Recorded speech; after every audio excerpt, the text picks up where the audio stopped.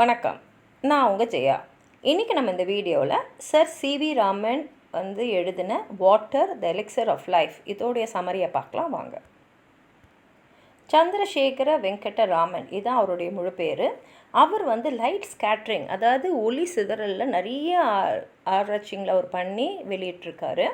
அவருடைய இந்த ஒளி சிதறலை ரொம்ப ஃபேமஸாக ராமன் ஸ்கேட்டரிங் இல்லைனா ராமன் எஃபெக்ட்னு சொல்லுவாங்க. அவருக்கு நோபல் ப்ரைஸ் 1930 கொடுக்கப்பட்டது. ஏஷியாவிலேயே அறிவியலுக்காக முதல்ல நோபல் ப்ரைஸ் வாங்கினது இவர் தான். அதே வருஷத்தில் அவருக்கு நைட்வுட்டும் கிடச்சிது. அதனால தான் அவர் பேருக்கு முன்னாடி அவர் சார் அப்படின்னு போட்டிருக்காரு. பாரத் ரத்னா அவார்டு அவருக்கு 1954 வழங்கப்பட்டது. இந்த கட்டுரையில் அவர் உலகத்திலே இருக்கக்கூடிய ரொம்ப காமனான லிக்விட், அதாவது திரவமான ஒரு விஷயத்தை பற்றி தான் பேசுகிறாரு. ஏன்னா ரொம்ப ரொம்ப ரொம்ப வருஷங்களாக மனிதன் மனிதர்களை காப்பாற்றக்கூடிய ஒரு அருமருந்தை தேடிக்கிட்டே இருந்தாங்க. அந்த அருமருந்து எங்கே இருக்குன்னா நம்ம கையிலே தான் இருக்குது, நம்ம கிட்டே தான் இருக்குது. என்னன்னா அது நம்மளுடைய பயன்பாட்டில் தினமும் இருக்கக்கூடிய தண்ணீர் தான். இதை பற்றி தான் அவர் எழுதியிருக்காரு. ஏன்னா அவர் லிபியாவுக்கு போயிருந்த போது அந்த லிபியனுடைய பாலைவனத்தில் இருக்கும் போது அவர் சில விஷயங்களை மனதுக்குள்ளே போட்டிருக்காரு. அதாவது இந்த நைல் வேலி சிவிலைசேஷன் சொல்கிறோம் இல்லையா, அங்கே பார்த்தீங்கன்னா நைல் நதி இது ஈஜிப்டில் இருக்குது. இதோடைய ஒரு பக்கம் பார்த்திங்கன்னா அப்படியே அவ்வளோ பசுமையான ஒரு நிலப்பகுதி. அதே சமயத்தில் நைலோட இன்னொரு பக்கம் பார்த்திங்கன்னா வெறும் மணல் மட்டும், அதாவது ஒரு துளி பசுமை கூட இல்லாத ஒரு பாலைவனம். இதை தான் அவர் பார்த்தாரு. நைல் நதி பார்த்திங்கன்னா அதுதான் ஈஜிப்டே உருவாக்குச்சுன்னு கூட சில பேர் சொல்கிறாங்க. ஏன்னா தண்ணி வரும்போது அதோடு சேர்ந்து அது மணலையும் எடுத்துன்னு அதை அப்படியே டெபாசிட் பண்ணி உருவான நாடு தான் அது அப்படின்னு சொல்கிறாங்க. தண்ணீர் ஒரு நாட்டையே அழகுபடுத்தும். அது ஒரு சின்ன ஓடையாக இருந்தாலும் சரி, இல்லை தண்ணியில் சேரக்கூடிய அந்த ரெயின்ஃபீல்ட் டேங்க்ஸ், அதாவது மழை நீரை சேகரிக்கக்கூடிய பூமி கீழே இருக்கக்கூடிய அந்த ரெசர்வாயர் தான் நம்ம டேங்க்ஸ்ன்னு சொல்கிறோம். இதெல்லாம் பார்த்திங்கன்னா சவுத் இந்தியாவில் ரொம்ப காமன்.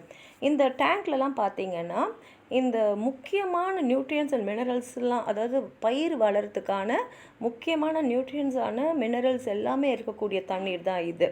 ஆனால் என்னென்னா நமக்கு அதோடைய முக்கியத்துவம் தெரியாமல் அதை நம்ம சரியாக பராமரிக்காமல் இருக்கோம்.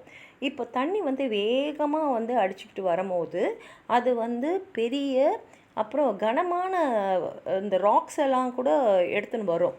ஆனால் அந்த அந்த அந்த ஓடி வரும்போது ஒன்றோடு ஒன்று மோதி அது உடஞ்சி சில ஃபைனர் பார்ட்டிகல்ஸ், ரொம்ப தூள் மாதிரிலாம் இருக்கிறதுலாம் ரொம்ப தூரத்துக்கு கூட தூக்கின்னு போயிடும் தண்ணி. இந்த வெயிட்டாக இருக்கக்கூடிய விஷயங்கள், பெருசாக இருக்கக்கூடிய விஷயங்களெல்லாம் அங்கங்கே டெபாசிட் பண்ணிக்கிட்டே போகும். அதனால் நிறைய நிலங்கள் உருவாகிறதுக்கும் தண்ணீர் தான் காரணம். இந்த தண்ணி முக்கியமாக இருக்கக்கூடிய பாறைகளை மணல் ஆக்கிறதுக்கு ரொம்ப முக்கியமான ஒரு காரணம். அதுவும் இந்தியா பார்த்திங்கன்னா அது விவசாய நாடு. அது மழையும் இந்த ஸ்னோஃபாலையும் நம்பிக்கிட்டு தான் இருக்குது.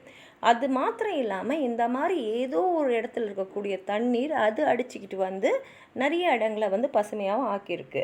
அப்போது இந்த மழை தண்ணீர் நம்ம நாட்டுக்கு ரொம்ப முக்கியன்றதை நம்ம புரிஞ்சுக்கிட்டு அதை நம்ம பாதுகாக்கணும். அதே சமயத்தில் இந்த மணல் அரிப்புன்னு சொல்லக்கூடிய சாயில் எரோஷனையும் நம்ம தடுத்தாகணும். ஏன்னா இந்த மணல் அரிப்பை நம்ம முதலே பார்க்கலன்னா அதோடைய பிற்பாடு அந்த மணல் அரிச்சின்னு போயிட்டு அந்த இடத்துலலாம் கல்லீஸு ரேவன்ஸ்லாம் உருவாயிடுச்சுன்னா அங்கே நம்ம விவசாயம் செய்யவே முடியாது. அதனால் இதுக்கு நம்ம சில ஆக்ஷன்ஸ் எடுத்தே ஆகணும்னு சொல்லிட்டு அதுக்கு அவர் சில சஜஷன் சொல்கிறாரு. என்னென்னா டெரசிங் ஆஃப் லேண்டு, அப்புறம் கன்ஸ்ட்ரக்ஷன் ஆஃப் பன்ஸு, அப்புறம் கான்ட்ரர் கல்டிவேஷன், அதுக்கப்புறம் அந்தந்த நிலத்துக்கு ஏற்ற பயிர்களை அந்தந்த இடத்துல வளர்க்கணும் அப்படின்னு தான் அவர் சொல்கிறாரு. இப்போது இந்த மாதிரி செய்யும் போது நமக்கு 2 விஷயம் நல்லபடியாக நடக்கும். ஒன்று மணல் அரிப்பை தடுக்கலாம்.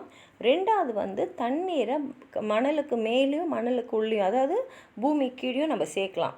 அதே மாதிரி அவர் என்ன சொல்கிறாருன்னா இன்னும் பல வகைகளை நம்ம தண்ணீரை உபயோகப்படுத்தலான்னு சொல்கிறாரு. அதாவது நம்ம பயணம் செய்கிறதுக்கு போட்ஸ் யூஸ் பண்ணலாம். ஏன்னா அது ரொம்ப ரொம்ப கம்மியான செலவில் நம்ம வந்து பயணம் செய்கிறதுக்கு உதவி செய்யும். அதே மாதிரி நம்ம ஹைட்ரோ எலக்ட்ரிக் பவரையும் அதுலேருந்து உருவாக்கலாம். அப்படி செய்யும் போது நம்மளோட ரூரல் ஏரியாலாம் இருக்கு இல்லையா இந்தியாவில், அதையெல்லாம் நம்ம வந்து முன்னேற்றத்துக்கு வழிவகுக்கலாம். அதனால் தண்ணி வந்து எல்லா இடத்துலையும் காமனாக இருக்கக்கூடியதான். ஆனால் அதே சமயத்தில் சுத்தமான நல்ல தண்ணி அன்காமன் ஆகிட்டுருக்கு அப்படின்றாரு. அதனால் நம்ம இயற்கையை பாதுகாக்கணும், அந்த தண்ணியோடைய ப்ராப்பர்ட்டிஸும் நல்லபடியாக வைக்கணும். இதுக்கு வந்து நல்ல ஹை சயின்டிஃபிக் இன்ட்ரெஸ்ட் வந்து நம்ம அதில் செலுத்தணும்னு சொல்லி இந்த கட்டுரையை முடிச்சிருக்காரு. உங்களுக்கும் நான் சொன்னதை விட ஏதாவது சொல்லணும்னு நினச்சிங்கன்னா கீழே இருக்கிற கமெண்ட் பாக்ஸில் எழுதுங்க. இந்த வீடியோ லைக் பண்ணுங்கள், உங்கள் ஃப்ரெண்ட்ஸோடு ஷேர் பண்ணுங்கள். சப்ஸ்கிரைப் பண்ணாதவங்களாம் ப்ளீஸ் சப்ஸ்கிரைப் பண்ணி சப்போர்ட் பண்ணுங்கள். நன்றி.